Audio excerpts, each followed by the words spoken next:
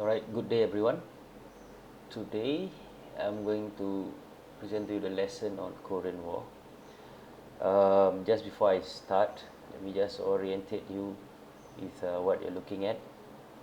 On the left will be the PowerPoint slides that I usually use in class, and on your right, the screen on your right will show you further illustrations or explanations based on what is on the left. Okay, so now we have started on the Cold War, which started after World War II. Okay, so now Korean War is also part of the Cold War, right? We are going to learn a few things about the Korean War. So basically, the topics for this chapter will be firstly, for today, I'm gonna go through the background to the Korean War. Why did the Korean War happen, right? Today we know there's North and South Korea, but did they exist as North and South Korea right from the start? All right, um, and also the next lesson will be the importance of Korea in the Cold War. Why is it so important, right? Why did the North fight with the South, and what has the US and USSR got to do with this whole thing? Because as we know, the Cold War is between US and USSR. Alright, next, following that, we'll discuss about the leading up to the outbreak of the Korean War, what actually started the Korean War, and then after that, we're going to talk about the outbreak and the cause of the Korean War, what happened during the war, and lastly, we're going to have a lesson on the Korean War itself. Was it a civil war, or was it a proxy war, or was it both? Okay, don't worry about what this means first. I'll get to it when we get to the lesson. Right now, let's start with the background to the Korean War. Okay, so right at the start of time, Korea existed as just Korea. Okay, if you look at the map here, you see my cursor, Korea is one whole peninsula. Okay, so it is one country. Okay, it's an independent country, unified country. It had a king, right, that ruled the whole of Korea. Okay, so what happened in early 1900s? Russia, as you see here. Okay, give me a moment. Let me get something to show. Okay, Russia, as we see here, right, and Japan were both fighting for Korea. Okay, why did they do that? Okay, there are a few reasons why these two countries fought for Korea. Obviously, they wanted the land. Okay, and for Japan, we learned about this earlier in the year. All right, they had a growing population. They needed more food. They needed more space. Plus, okay, Korea would provide them defense. So if anyone from mainland Asia wanted to attack Japan, if Japan has Korea, right, they have to go through Korea before they can get to Japan. So it's very important. Okay, so in order to defend the main territory of Japan, they have to go through Korea first. That's why Japan wanted Korea.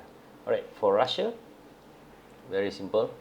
Okay, as well as the land and the food that Korea gives them, they also wanted to protect its interest in Manchuria. Okay, if Manchuria, you cannot really see it here, right? But for Manchuria, it's just about here, right on top of Korea. This is Manchuria. Alright, let me just label this as M, Manchuria. Alright, so Russia is a huge country, right? So basically, they couldn't just be keeping their soldiers here. They need soldiers from other parts of of Russia. So basically, if they have this territory in Korea, they can basically put their army here and protect Manchuria easier. All right. So these two countries, they fought for control of Korea. Okay, now Japan and Russia went to war in 1904 to 1905. Okay, Japan won against Russia. This is very important, alright, in the history of the world, because this is the first time an Asian country has managed to defeat a European country. What more, Japan, the small Isle of Japan, has managed to defeat Russia. Russia is huge. Okay, Russia extends from here, which is in Asia, and all the way to the other side of the world, which is in Europe. Okay, if you remember, we did outbreak of World War II last year. Russia extends all the way almost to Western Europe. So basically, Eastern Europe is mainly Russia. So for such a small country to defeat a huge country is a big deal, right? Here we have a drawing of the Japanese army defeating the Russian army. So basically, from then on, from 1905, right, that was the last time Korea existed as Korea. Okay, because now Korea exists as as part of Japan. Okay, so basically the Koreans were oppressed, right? They were taken over by the Japanese. They hated the Japanese. Okay, you would feel the same too if another country took over your country. All right, so now fast forward, nearing to the end of World War II, knowing that Japan is going to lose World War II against USA and USSR, Koreans were very happy and they thought they were getting their freedom. Unfortunately for them, that's not going to happen. So, World War II, post World War II. So, towards the end of World War II, by this time, the war in Europe has ended. So, no more Italy, no more Germany, right? It's just left with Japan, who are still fighting. All right. So, what happened was USA and USSR agreed at Potsdam Conference. We learned this the previous chapter. All right, one of the conferences, right? The Potsdam Conference, to divide Korea between USA and USSR along the 38th parallel. So, what happened is, let me just find where is the 30th parallel. Give me a moment. Oh, this is no. Sorry.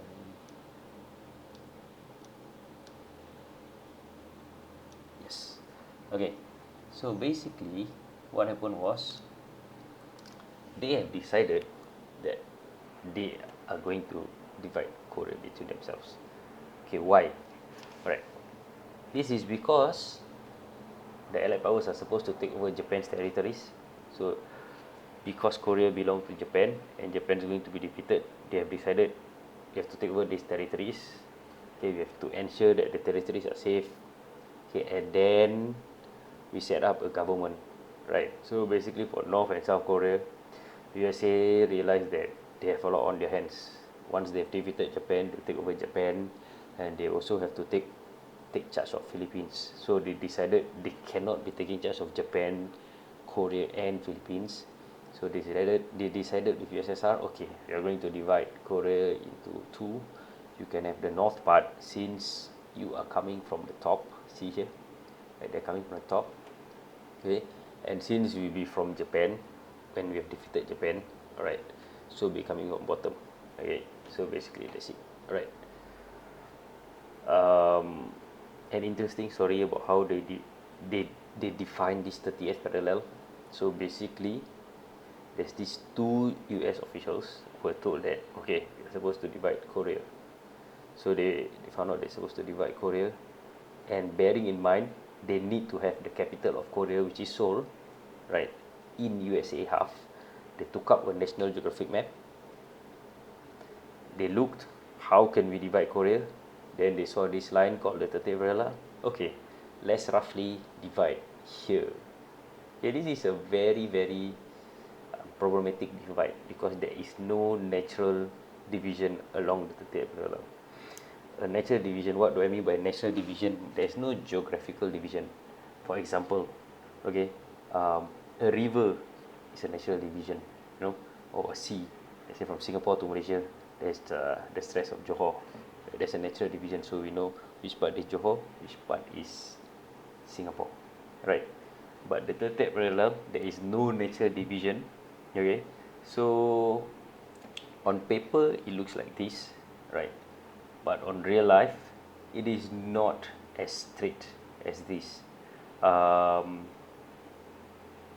Maybe the next lesson I'll show you a map of how actually the actual border is, but on paper it's like that. All right, so basically it's just two guys who had to work very fast. They kind of panicked. They took a National Geographic map, and they took out a ruler and they just drew a line across. Right. So back to the Korean War, or sorry, back to the partition of Korea. So between 1946 and 1947, right after they divided Korea, they met a few times because the initial agreement is you take care of the north, I take care of the south, but eventually we are going to get them back together, right? So as we know, USSR and USA are not on good terms, so that was problematic. Okay, both agreed that Korea should be unified, right? But obviously, US in the south wanted them to be unified so that democracy can expand into the north. However, USSR, Stalin, wouldn't want that to happen. So if they're going to unify, communism is going to expand into the south. That's problematic. All right. So United Nations, right? They called for free elections, okay, and they wanted people to vote in order to have a united Korea. All right. So now, what happened in South Korea? In South Korea, the UN Commission, okay, decided we need to vote. They had a vote. All right. Around 80% of Koreans voted. Okay, so basically voted for this guy. This guy is Syngman Rhee. At this point in time, maybe it's good if you can pause the video. You read on Syngman Rhee on page 38 of your textbook. It's probably a 3-minute read, right? Okay, moving on. In North Korea, USSR, Stalin, there's no such thing as elections. Okay, we are going to decide what's best for you. So basically, this is how decided that we are going to show you how communism works. Okay, how you're going to conduct your business, how you're going to conduct how your government is going to work. All right. So basically, they chose someone to be the leader of North Korea. All right, they chose this guy. Okay, so with the Soviet support, um, they had a government and they chose Kim Il Sung as their leader. Right, he was chosen by with support of USSR. Okay, so there's no elections in North Korea. Okay, so that's Kim Il Sung. Yeah, at this point in time also, you can pause the video and read about Kim Il Sung on page 39 of your textbook.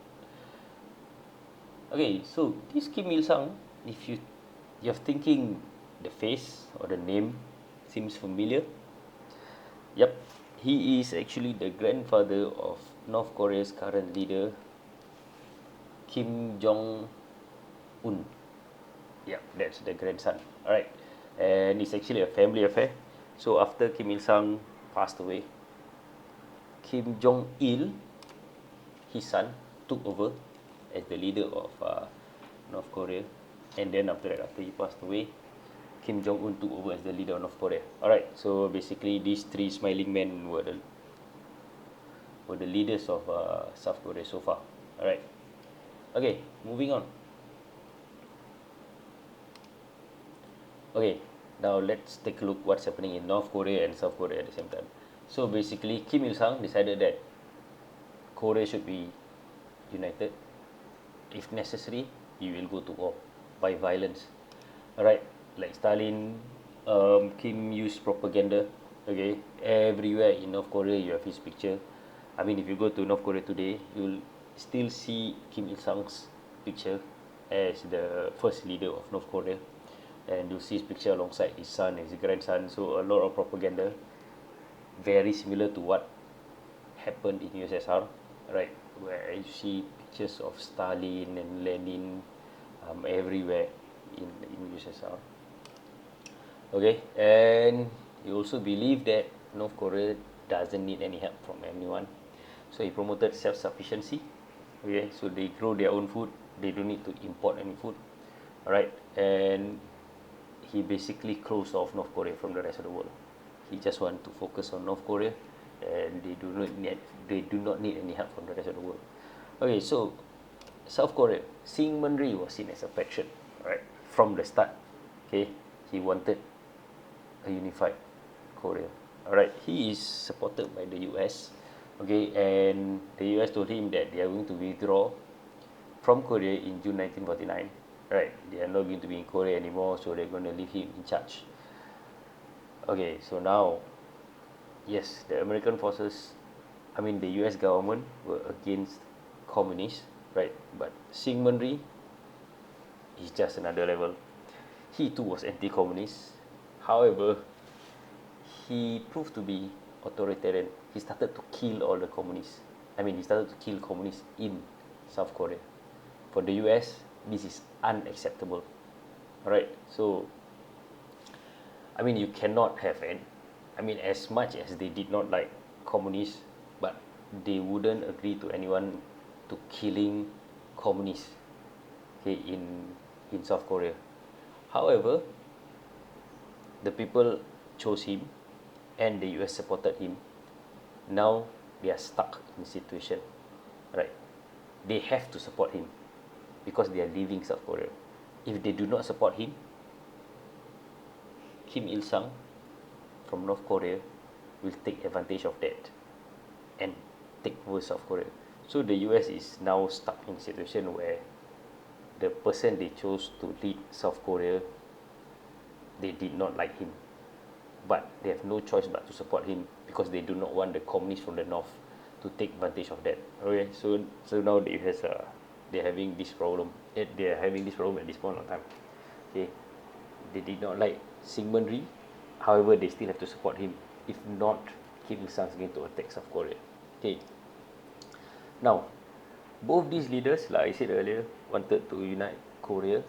So Kim Il Sung asked for help from Stalin or USSR, while Syngman Rhee asked for help from USA.